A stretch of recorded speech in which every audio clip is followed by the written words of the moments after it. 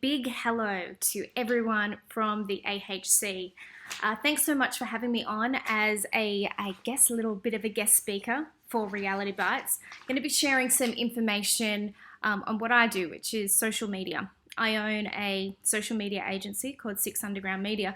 We work a lot with AHC clients and the AHC as well, and have done for can't remember, like maybe the business has been running for like 9.5 years. So it's coming on 9 years. So for those of you that I know, you'll understand that like my crippling shyness kills me to do this video, but at least I have no audience watching me. So I'm just in the comfort of my apartment, keeping it very real, as Reality Bites would suggest. So what I'm going to talk to you guys about today is influencers and the best way to create policies and contracts and systemize the whole way in which you work with influencers within your business. I think it's really important because the power of influencers is stronger than ever, and that's basically because we now have zero organic reach. And rather than using advertised reach, what we do is we need like these ambassadors and spokespeople for our businesses to share with their audiences. But that needs to be done in a really authentic way. So the message that I have, which I'm going to drum it in really clear at the start and I'm going to wrap up with it at the end, it's to have a policy and to have a system in place for when you're dealing with influencers. Do not deviate from the framework that you put in place and the contract that you put in place when you're dealing with an influencer.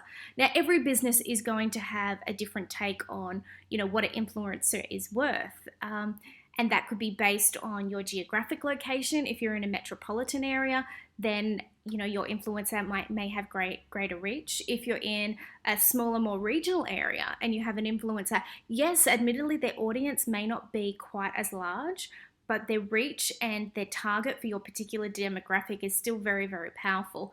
So coming to an agreement on what exchange of services or payment is, it can be quite tricky. So I think it's just better to use your judgment and to assess what your business needs, what that influencer has to offer. But most importantly, look at their engagement. If they have anything less than under 100 likes a post, I probably wouldn't be engaging them.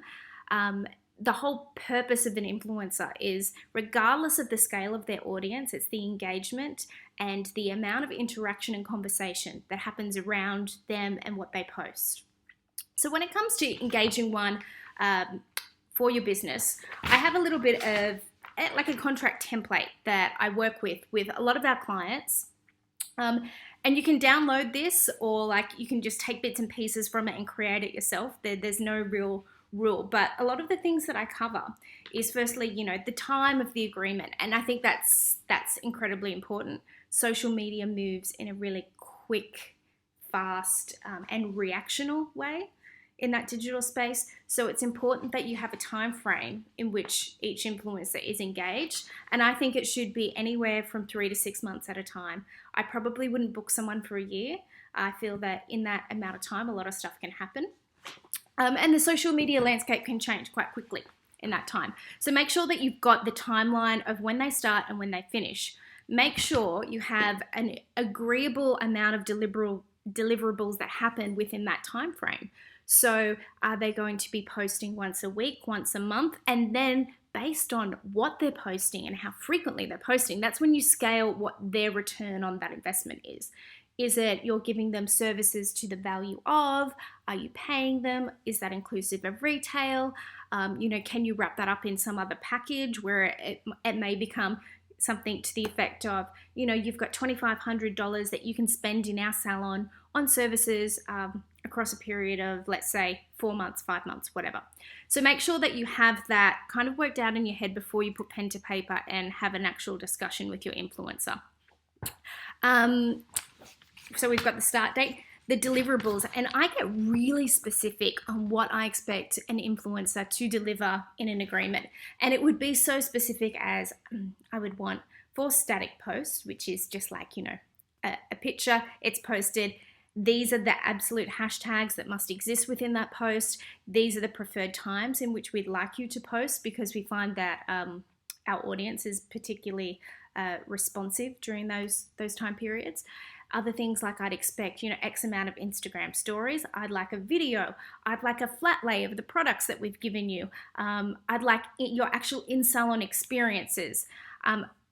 Things like Instagram highlights. I would expect every influencer to have their own little category of highlight that is your business, and you save a whole mass of content there so that you've got it to repurpose and reuse and for the duration of your agreement with them.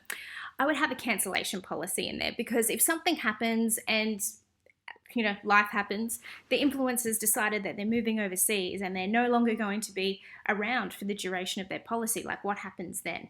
So all of those kind of terms and conditions need to be worked out. Perhaps, you sell the business, or, so many different variables can exist. Different collateral details. So I have my notes here as if I was going to remember everything.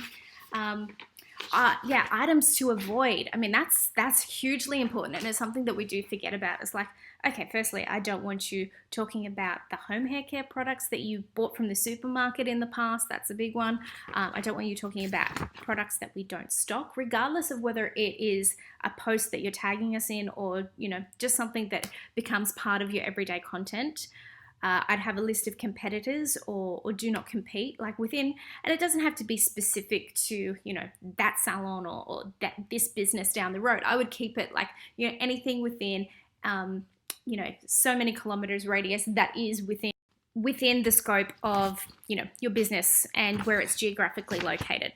I'd also put in a couple of variables about geotagging. That's really important, because the only thing that's going to put bums on your seats in your business is people that are actually in your area, not people that are, hundreds of miles interstate, wherever.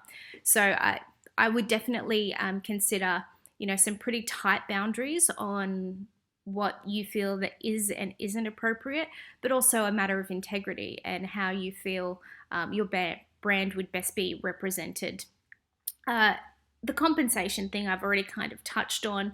And then I'd also have something in there about your material disclosures. So that could be things that are a policy of Facebook and Instagram. So, I mean, I have had a situation once before where I've engaged an influencer who was a model and, was really used to doing bikini shots and that kind of thing, like down at the beach. And there was one and it was kind of like a no bra shot and things were blurred out. And I was like, oh, no.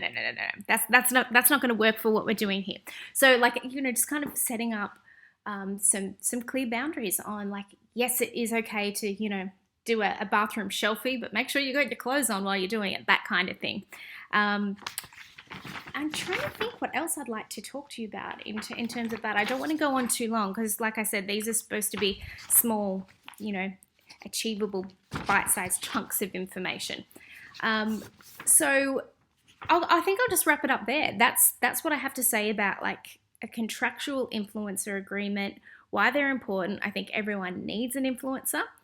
Something that I do, which is like an awesome hack, and I recommend that everyone does this, is on my Instagram, my personal Instagram account, there's the save function, and you can save to particular categories. Now, I have categories in my Instagram account. One is Bali, because next time I'm in Bali, I have bookmarked all of the different restaurants and places that I want to try, and every time they come up in my feed I bookmark it. But I also have one called influencers, and every time an influencer comes up and I think actually that would be a good person for me to utilize at some point, I save them.